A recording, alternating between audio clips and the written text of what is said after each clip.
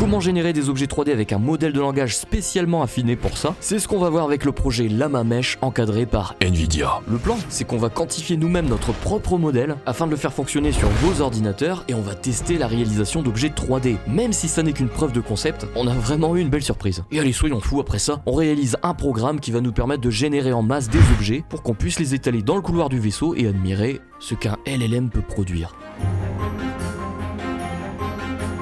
Alors, notre modèle pour créer des objets 3D, il ne fonctionne pas en l'état. Comme je l'ai expliqué dans la vidéo précédente, il faut le quantifier. Peux-tu rappeler pourquoi?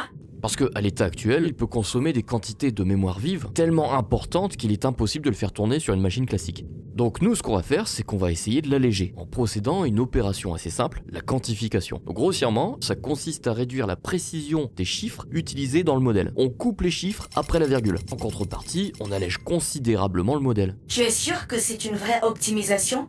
Ouais. Il faut savoir qu'un modèle possède des milliards de nombres de ce genre. Donc si on fait ça des milliards de fois, on réduit énormément la quantité de données à traiter. Pour notre modèle, on va pouvoir le quantifier sur différents niveaux et voir si sa qualité reste raisonnable avec un gain de performance suffisamment important. Il existe des niveaux de quantification? Ah oui, la quantification peut aller de Q8, donc c'est un modèle presque aussi bon que l'original, jusqu'à Q1 où l'optimisation sera extrême. Donc finalement, pour pouvoir quantifier ce modèle, je suis tombé sur ce projet, llama.cpp, Llama C++. Sans entrer dans les détails, j'ai converti le modèle original vers un FP16 et à partir de ce FP16, je vais pouvoir effectuer ma quantification. Et j'ai lancé la quantification en Q4 pour tester. Ça marche. Ah, bah pendant que ça tourne, j'en profite pour vous dire qu'on pourrait faire une quantification de modèle Llama ensemble. Donc si vous êtes intéressé, faites-le savoir et on fera une vidéo où là je vous montrerai toutes les étapes pour quantifier un modèle Llama. Et en plus, je tiens à vous préciser, il n'y a aucune connaissance scientifique à avoir. Ah, ça y est, c'est terminé. Regardez-le comme il brille, mon précieux. Tu es fou. Comme c'est un modèle pré-entraîné, déjà il nous faut une demande bien précise pour réaliser un objet en 3D. Donc je me rends sur le projet GitHub Llama Mesh et je cherche des exemples, peut-être dans le code source. Et ben voilà des beaux exemples, regardez ça. Create 3D model of, ok. Et à chaque fois l'objet change, d'accord. Donc c'est toujours la même phrase qui reste, create 3D model of, ok. On va pouvoir enfin tester. Oui, alors pour être sûr, on va déjà essayer quelque chose. On va prendre un modèle par défaut qui n'aurait pas été modifié par Nvidia, donc un Llama 3.1b standard, et on va lui demander create 3D model of cube par exemple. Qu'est-ce qu'il va me dire? Ouf, ça fonctionne pas. Dans un sens, ça me rassure. Donc il ne sait pas créer une syntaxe d'objet 3D, il fait ce qu'il peut pour s'en sortir. Ok, donc jusque là, c'est bon. Bon, maintenant je charge le modèle Llama Mesh que j'ai quantifié en Q4. Mon précieux. Oh super, pas d'erreur, ça fonctionne. On est à 5 Go de RAM occupé. Allez, on y va, on remet la même phrase. Create 3D model of cube et oh comme c'est beau. Regardez-moi ça. On dirait bien que ça fonctionne. Le modèle que j'ai quantifié est en train d'utiliser la syntaxe objet pour modéliser un cube en 3D. Oh, c'est génial. Oui, on sait pas ce que ça va donner. Mais attends, c'est une réponse textuelle qui est affichée. Comment transformes-tu cette réponse en un objet 3D? Sous Windows, c'est extrêmement simple. On a déjà une visionneuse qui lit les objets 3D. Donc, je crée un fichier texte. Donc, je fais fichier nouveau. Je vais mettre cube Q4, voilà. Et je vais lui ajouter l'extension .obj. Et vous voyez, en changeant l'extension, il y a déjà une icône qui apparaît parce que Windows peut le lire par défaut. Alors, je sais plus comment ça s'appelle. Je crois que c'est visionneuse 3D ou un truc comme ça. Je vais faire clic droit. Je fais éditer avec le bloc-notes et je colle toute la syntaxe objet dans ce fichier. Et là, logiquement, je peux cliquer 2 fois dessus et ouvrir mon objet 3D. Et voilà ce que j'obtiens. Qu'est-ce que c'est que ce truc? Que c'est laid. Je croyais que tu devais pas porter un jugement critique. Oui, mais là c'est tellement laid. Après, faut dire aussi, on est en Q4. Peut-être que pour les objets 3D qui nécessitent de la précision, ça joue. On va recommencer, et cette fois-ci, je vais lui demander une pyramide. Hop, je génère. Alors, cette fois-ci, on a beaucoup moins. Oh, je pense que ça va être quelque chose de très simple. J'espère que ce sera moins laid. Anna. Donc, je copie, je refais la même chose ici. Je recrée un fichier. À l'intérieur, je mets ma pyramide. Je l'enregistre en objet. Voilà, donc pyramide q4.obj. Et je regarde ce qu'il y a dedans en l'ouvrant. Et là, effectivement, j'ai bien une pyramide.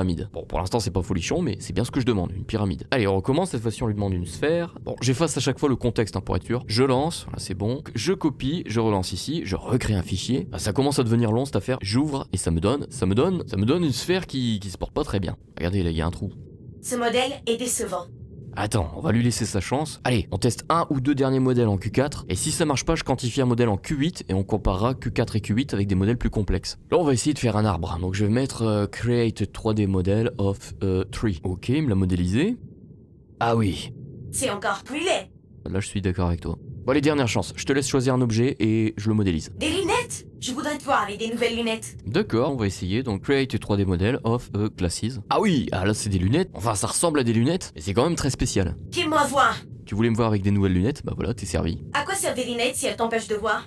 Je sais pas. Mais ce que je sais, c'est que le modèle en Q4 a un problème. Bon écoutez, on va quantifier le modèle en Q8 et on va essayer de générer des objets un peu plus connus. Parce que je crois que d'une part, le problème vient de la quantification et aussi l'entraînement du modèle. Il a été fait sur certains objets, il n'y a pas eu d'une quantité énorme de données. Peut-être qu'il faudrait choisir des objets plus fréquents. Je sais pas moi, comme dans les jeux vidéo, qu'est-ce qu'on pourrait choisir? Une épée! C'est un classique. Oui, voilà, on va faire une épée et en plus on va lui ajouter un peu plus d'expression. Par exemple, on va pas lui demander une simple épée, on va lui dire je veux une épée comme Excalibur. Donc Q4, ça donne ça. Et Q8, ça donne ça. Wow, mais regardez-moi cette épée! Elle est magnifique. Là, j'avoue, je commençais à avoir peur, mais regardez-moi cette finition, mais elle est parfaite. On dirait une épée légendaire, ça mérite un souvenir, ça. C'est l'épée Nvidia! Ça sonne tellement bien l'épée Nvidia.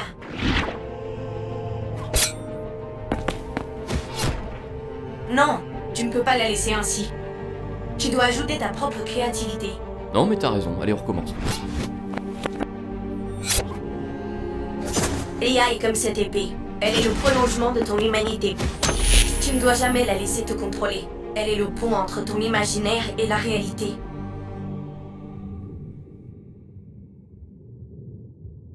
Aïe, je suis pris par le temps. On va faire simple. Pour réaliser une petite dizaine d'objets pour voir ce que ça donne, je vais créer un script qui va se connecter au logiciel LM Studio. Oui, parce que ce logiciel fonctionne en mode serveur, un peu comme OpenAI, où on va pouvoir utiliser Python pour communiquer directement avec le LLM. Et en plus, ils utilisent la même librairie qu'OpenAI. Ouh les petits malins. Donc j'ai utilisé cette librairie pour me connecter au logiciel, en choisissant le nom de mon modèle, comme ça le logiciel va charger automatiquement ce modèle. Et puis en deuxième étape, j'ai ajouté pour mon petit confort, la lecture d'un fichier texte, avec à l'intérieur le nom des éléments séparés par un retour à la ligne. Comme ça, il n'y a plus qu'à écrire dans ce fichier texte qu'on veut générer. En troisième étape, j'ai créé la boucle de génération, c'est-à-dire qu'à chaque ligne nouvelle, on va demander au LLM de générer une réponse. Et voici la quatrième étape, la réponse. Vous savez que les réponses d'un LLM ne sont pas toujours stables. Parfois il dit bonjour, parfois il demande des confirmations, ou même des fois il dit qu'il ne peut pas générer l'objet. Donc dans ces réponses chaotiques, il faut trouver un élément fiable. Et cet élément fiable, il existe. Parce que notre modèle spécialisé dans la 3D, il a beau faire toutes les réponses qu'il veut ou être capricieux, quand il réalise un modèle en 3D, il utilise toujours la syntaxe Markdown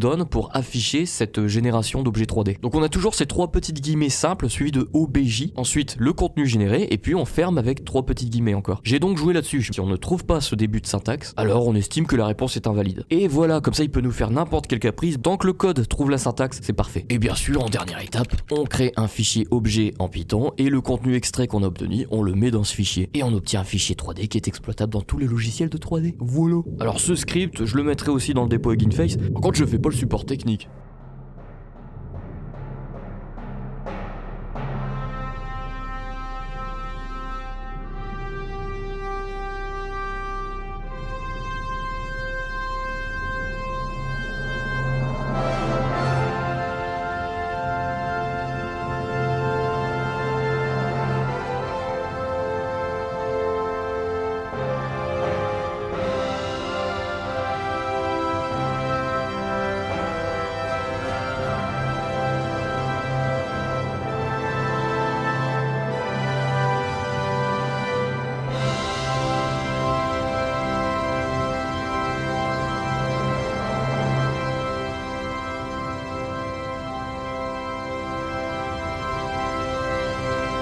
Je dois quand même vous prévenir, grâce à vos commentaires, je me suis souvenu qu'il y avait un modèle d'OpenAI qui s'appelait ShapeE et qui permettait de générer des objets 3D. Ce modèle, je l'ai encore sur ma machine et il date de plus d'1 an, mais ils sont toujours là. Donc si vous êtes intéressé par la génération d'objets 3D sur votre ordinateur, il faut savoir que ShapeE existe, donc là c'est pas du LLM. ShapeE produit de véritables objets 3D. Malheureusement la vidéo était tellement chaotique à produire que j'ai pas eu le temps de le mettre, mais en gros, dans mes souvenirs, ça consommait 8 Go de RAM. Et attention, ça tourne, il me semble, exclusivement sur les cartes Nvidia. Voilà, ça c'est dit.